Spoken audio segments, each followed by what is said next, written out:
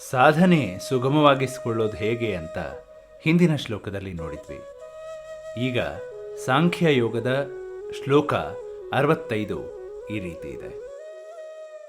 ಪ್ರಸಾದೇ ಸರ್ವದುಃಖಾನಾಂ ಹಾನಿರಸ್ಯೋಪಜಾಯತೆ ಪ್ರಸನ್ನಚೇತಸೋ ash ಬುದ್ಧಿ ಪರ್ಯವತಿಷ್ಠತಿ.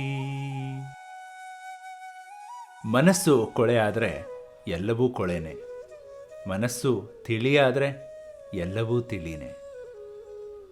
ಎಲ್ಲ ಸಮಸ್ಯೆ ಇರೋದು ಮನಸ್ಸು ಕೊಳೆಯಾಗೋದ್ರಿಂದ. ನಮಗೆ ನಮ್ಮ ಮನಸ್ಸಿನ ಸ್ವಚ್ಛತೆ ಬಗ್ಗೆ ಗಮನ ಇಲ್ಲದೇ ಇದ್ದರೆ ಈ ಥರ ಎಲ್ಲ ಕಾರ್ಯವೂ ವ್ಯರ್ಥ. ಮನಸ್ಸು ಸ್ವಚ್ಛವಾದರೆ ಅದೇ ಮಡಿ, ಅದೇ ಪ್ರಸನ್ನವಾದ ಸ್ಥಿತಿ.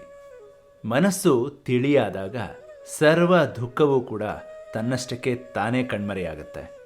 ಇದು ದುಃಖಾತೀತ ಆನಂದ ಸ್ಥಿತಿ.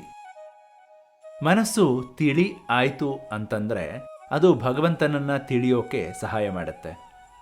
ಕೊಳೆಯಾದ ಮನಸ್ಸಿನಿಂದ ಭಗವಂತನ ಚಿಂತನೆ ಸಾಧ್ಯನೇ ಇಲ್ಲ.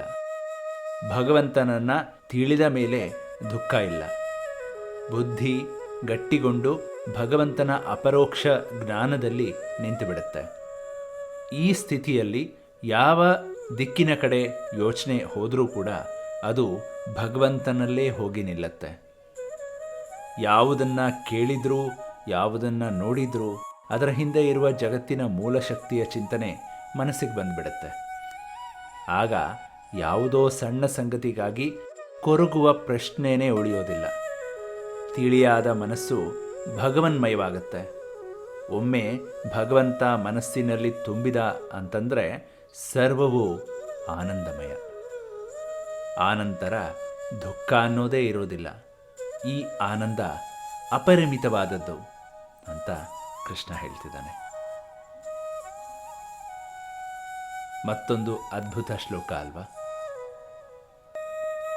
ಮುಂದಿನ ಸಂಚಿಕೆಯಲ್ಲಿ ಇನ್ನೊಂದು ಶ್ಲೋಕದಲ್ಲಿ ಕೃಷ್ಣ ಏನು ಹೇಳ್ತಾನೆ ನೋಡೋಣ. ಅಲ್ಲಿವರೆಗೂ ಕಾಯ್ತಾ ಇರಿ. ಮುಂದಿನ ಸಂಚಿಕೆಯಲ್ಲಿ ಭೇಟಿಯಾಗೋಣ. ಎಲ್ಲರಿಗೂ ನಮಸ್ಕಾರ.